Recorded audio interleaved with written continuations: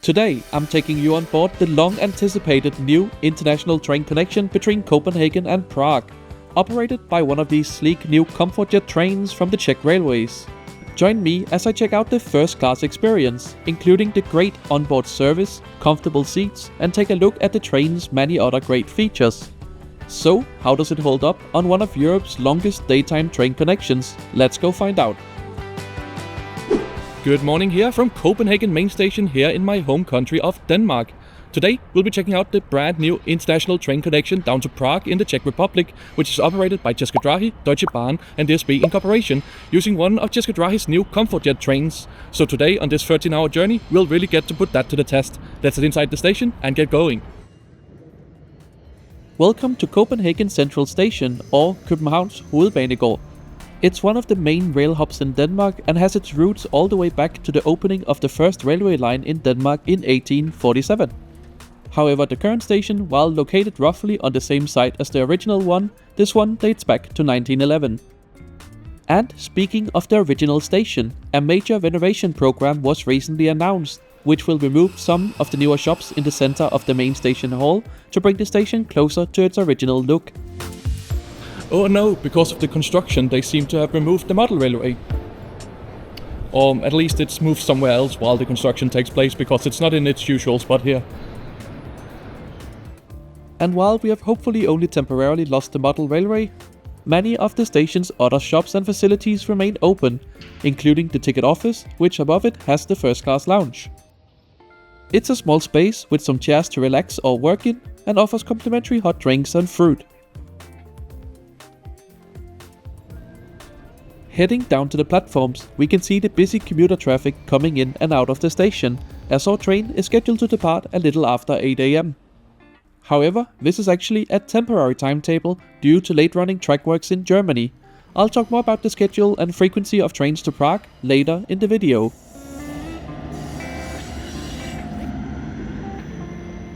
The station sees a lot of different train traffic, from double-decker commuter trains to various forms of the classic rubber-nose models. DSB themselves have also recently introduced their new international Talgo carriages on the route to Hamburg, but unfortunately these still seem to be plagued by issues causing frequent cancellations and substitutions. Right, but enough about other trains. Our ComfortJet should be arriving fresh from the depot very soon, so let's head over to our platform. And with this domestic intercity service to Aarhus and Sønderborg out of the way, the platform is clear for our Prague train to arrive. Right, and now as that domestic intercity train has cleared platform 5 here, the space is now clear for our ComfortJet to arrive in from the depot. I'm really excited for today's journey today. I've travelled on the ComfortJet a couple of times before, and I think it might actually be one of my favourite trains in Europe. But there's just one catch. Today's journey will be by far the longest I've done on board one, so we'll see if it stacks up even all the way to Prague.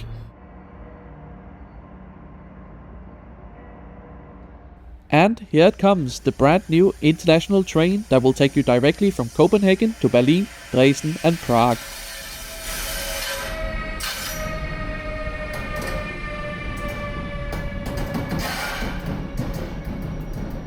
Our train will initially be hauled by one of DSB's Siemens Vectron locomotives capable of 200 km per hour. Behind it we find the shiny Czech ComfortJet carriages, which are capable of 230 km per hour. I personally think these carriages look great, and what a pleasure to finally see them here in Denmark. Right, let's head on board and check it out. I'll be travelling in one of the train's 2 first-class carriages, which were found initially at the rear of the train.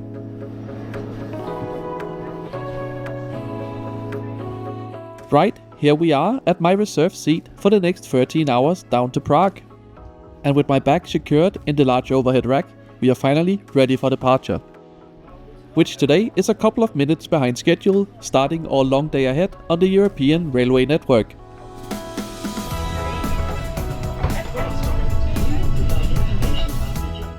On our way out of the city, we see some of DSB's Talgo trains awaiting their next duty, or maybe to be repaired, who knows. However, our journey starts out smoothly, with our train soon enough diving into the tunnels, taking us on to the Copenhagen to Køge and Ringsted high-speed railway line. This 60 km long railway line opened in 2019, and it's currently the only place in Denmark where trains are permitted to run at 200 km per hour. So with our journey now well underway, let's take a closer look at the route map for today's trip.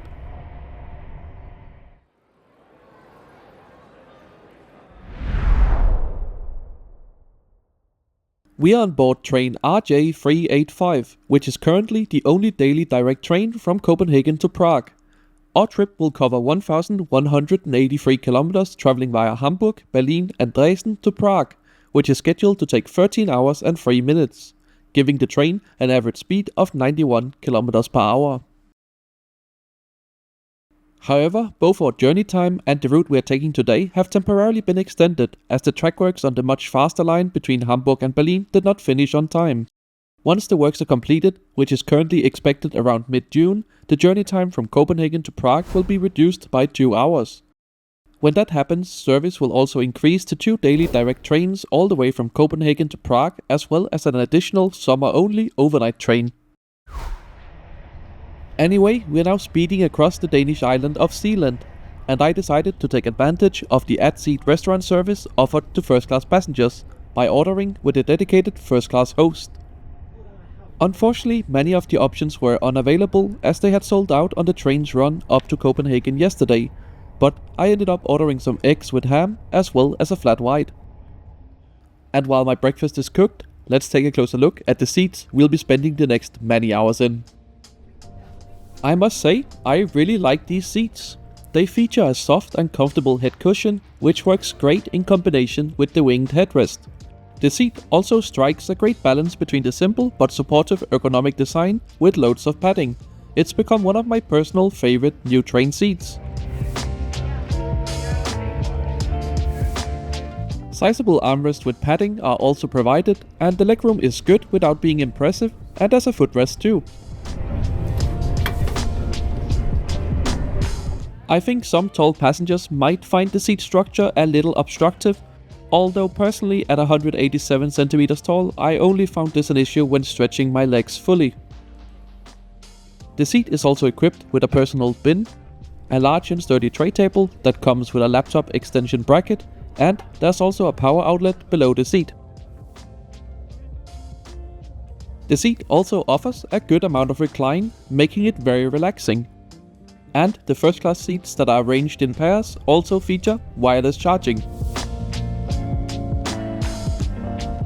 Overall, this is a great seat with lots of useful features, and it's very comfortable too.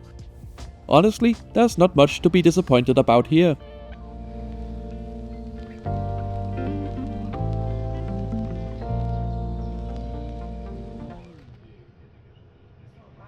Our train has just made its first stop here in Ringsted, which is the junction station for the line down towards the future Fehmarn Belt Tunnel, connecting Denmark with Germany.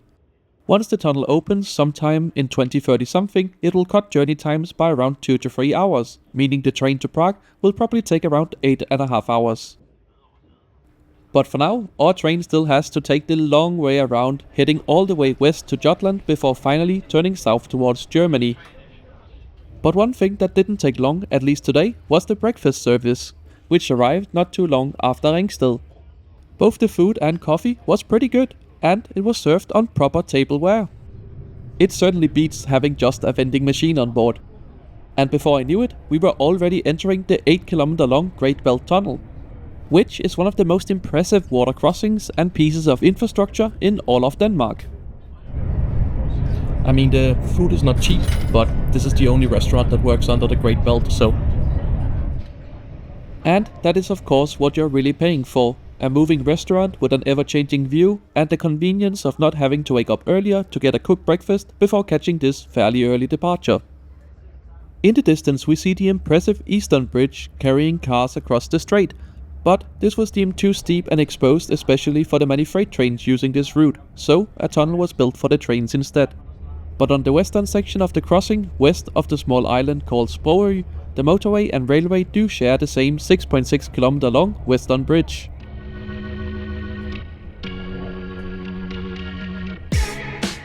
We are now speeding across Fyn, and while the train is still in Denmark, the DSB's usual complimentary first class service is still offered. Normally, this is just a small self-service counter with coffee, tea and some sort of small snack. But on the ComfortJet, you actually get it straight from the bistro. Only Americano and tea are complimentary alongside a small snack, so the fancier coffee drinks from the menu are not included with your first class ticket. In this case, I went for coffee and got some of these ComfortJet branded Czech chocolate wafer rolls, which were actually pretty tasty. And throughout the journey, complimentary bottles of water were also offered. We are now crossing over Lillebæltsbroen, taking us over to Jutland, which also means we are now finally on the same landmass as the Czech capital. But we still have around 10 hours left before we'll even reach the Czech border. Our train will now make a brief stop in Kolding, offering a convenient connection to Legoland as well as to trains to and from Aarhus, Denmark's second largest city. Now, our train will turn to head south towards the border with Germany, where we arrive in the border town of Padborg a little behind schedule.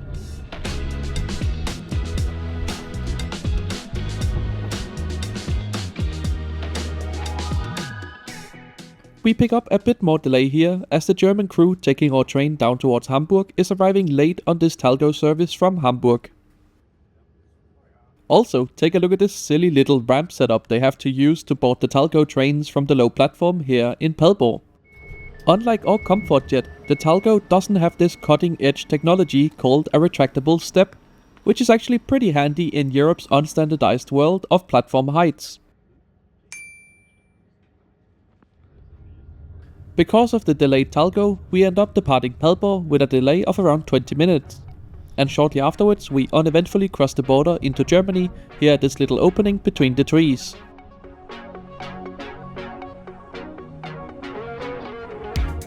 Our journey continues through the German state of Schleswig-Holstein, before briefly stopping in the town of Schleswig and crossing over the next impressive landmark. This is the mighty Rendsburg High Bridge, where our train has to do a complete loop on itself in order to gain enough height to cross over the waterway without interrupting the ship traffic.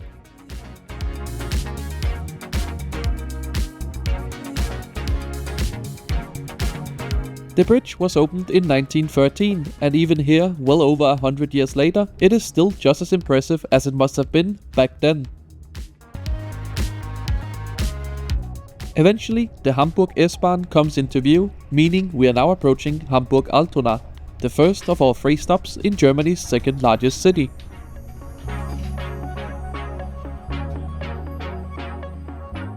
But first, for some strange reason, we get sent on a small detour through the Eidelstedt train depot, right past the parked nightjet trains from Austria and Switzerland, waiting to head back south later tonight. And eventually we pull into Hamburg Altona with a delay of around half an hour. But that's not really a problem for us today, as because of the temporary schedule until mid-June, our train is booked to stop here for a whopping hour and 26 minutes.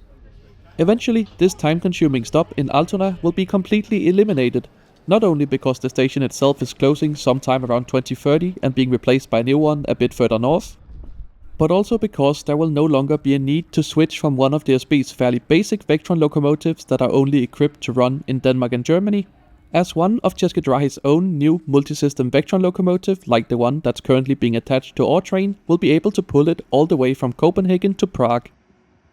Because this version of the Siemens Vectron locomotive that České dráhy has is equipped to run in pretty much all of Central Europe, but the certification and approval work for Denmark is yet to be completed. And the cherry on top is that this version is also capable of 230 km per hour, which will allow the ComfortJet carriages to take full advantage of their high-speed train capabilities when the Hamburg to Berlin railway line reopens.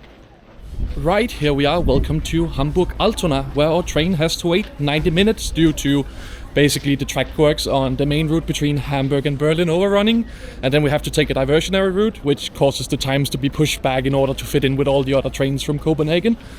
So, this is a good opportunity to go to one of the supermarkets, have a little walk around and stuff. Gonna pick up some food as the dining car was already running out of items yesterday before arriving in Copenhagen, and I don't think they restock here. There's quite a good selection of food available to go here at Altona, as well as a couple of supermarkets. And when the normal timetable kicks in from mid-June, the trains are still scheduled to stop here for around 30 minutes, so even then there should just be enough time to quickly get off and grab something, at least if the train is on time. Right, shopping done, and now it's time to head back on board the train. My gut feeling is that it'll be a lot more empty now before we get to Hauptbahnhof, so I think it's a great opportunity to take a look at second class. Second class on board the ComfortJet comes in a 2+2 layout, mostly with airline-style seats, but also a few situated around the table. While I haven't done any super long journeys in these second class seats, I do find that the ergonomic shape of them fits me very well. And this is complemented nicely by a good amount of padding too. And I really enjoy the large winged headrest. I think I actually prefer it over the more gentle first class one, even with the cushioning. Although it is unadjustable, so it might not be at the correct height for everyone. The seat is of course also equipped with a power outlet, as well as a large tray table with a laptop extension bracket. Legroom is pretty good too, and there's even a footrest. In addition to this, you also get a small storage bucket, as well as a personal bin.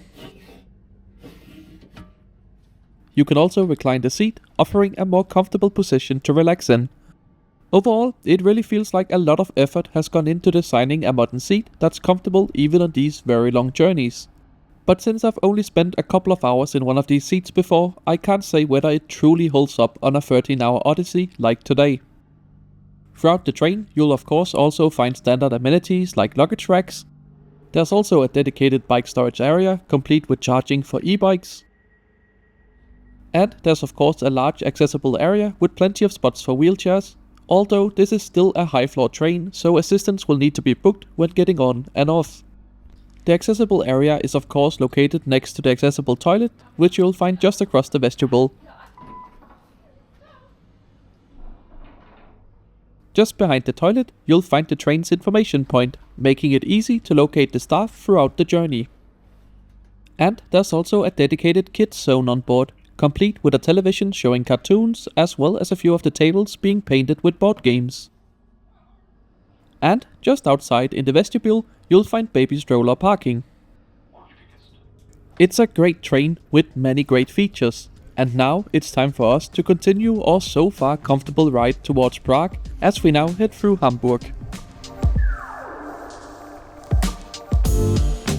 Our next station stop is Hamburg Hauptbahnhof or Hamburg Main Station, where we pick up a lot of passengers. Which is to be expected given that the main route between Hamburg and Berlin is closed and there's only a limited amount of trains taking the diversionary route like ours. So, as our train now heads south to stop at Hamburg-Harburg and take the diversionary route via Ulsen to Berlin, I decided it was time to relax a bit by reclining the seat, putting on my headphones and enjoying some of the snacks I just got from the supermarket at Altona. While our train travels over the slower diversion route towards Berlin.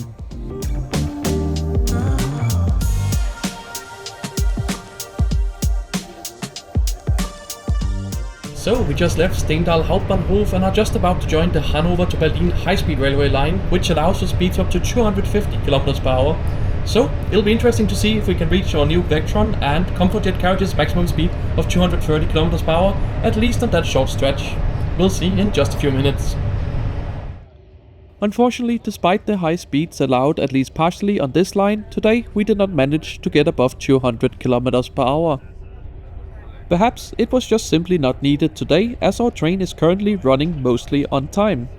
I should also mention that the ComfortJet is a very smooth train even at high speeds, and it generally handles poor quality track well too. And after the speedy but brief ride on the high-speed railway line, we are now diving underground to call at Berlin Hauptbahnhof.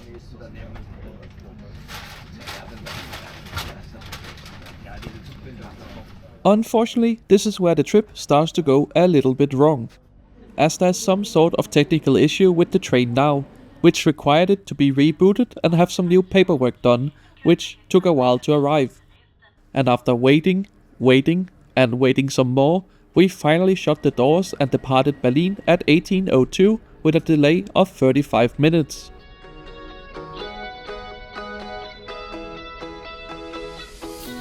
A few moments later, we emerge from the underground to make our stop at Berlin-Südkreuz, an important junction station in the south of the city, offering a connection to the city's orbital S-Bahn line. our train is now rushing non-stop to Dresden, as our driver tries to make up some of the delay. And in the meantime, I just watch some content on my phone. The train is also equipped with free Wi-Fi, but for some strange reason I seem not to have tested it on this journey. But from past experiences on the ComfortJet, while the Wi-Fi is easy to connect to and good enough for emails and light browsing, I usually end up just using my phone's data. Luckily, I didn't forget to record the toilet review, so let's check it out. As you'd expect from a modern train, it's got a working toilet, there's toilet paper, as well as a working sink and hand dryer. I mean, you can tell the train has been going for 9 hours by now, but the toilet is functional and pretty clean and there's still toilet paper, so thumbs up. Next up, our train makes its 2 stops in Dresden, and after Dresden, you'll want to sit on the left-hand side of the train when traveling towards the Czech Republic.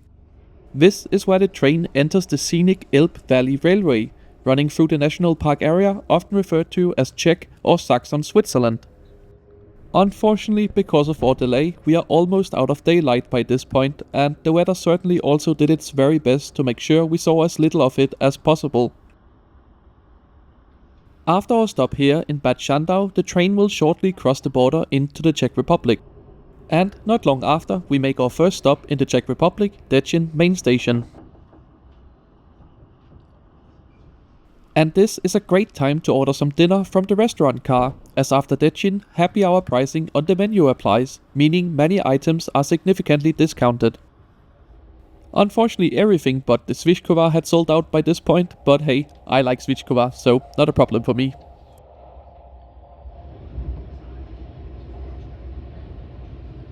It's been a long but comfortable journey that is now coming to a refreshing end. Food's on the way too. And what a perfect way to end this long train journey with a good filling Czech meal. And thanks to the happy hour pricing, it was priced similar to the breakfast. And now, as this journey comes to an end, I guess it's time to sum up my thoughts on this new connection and the trip overall. This is definitely a long train journey, and I doubt most passengers will travel all the way from Copenhagen to Prague. Of course some passengers will, but I also think the train will be a popular option for city pairs like Kolding to Prague, Dresden to Copenhagen and Odense to Berlin. As all of these currently requires traveling quite far to the nearest major airport to fly direct, or flying from a nearby smaller airport on an expensive and inconvenient connecting flight. Fares on the route are also very reasonable. For the full route it starts from 59 euros in second class and 75 in first class. That is often very competitive with low-cost flights even between Copenhagen and Prague, especially when you consider that on board the train there's no luggage fees, seat reservations are like 3 to 5 euros, and there's no middle seat. So, would I take this train again? Most likely. The train is comfortable, spacious and much more enjoyable than the airport circus and cramped short-haul airplanes. So, if you are not in a rush, this is a great option even for the full route. We pull into Prague main station around an hour behind schedule because of cascading delays after our technical issues in Berlin, after what's ultimately been a comfortable but very long journey on board the ComfortJet.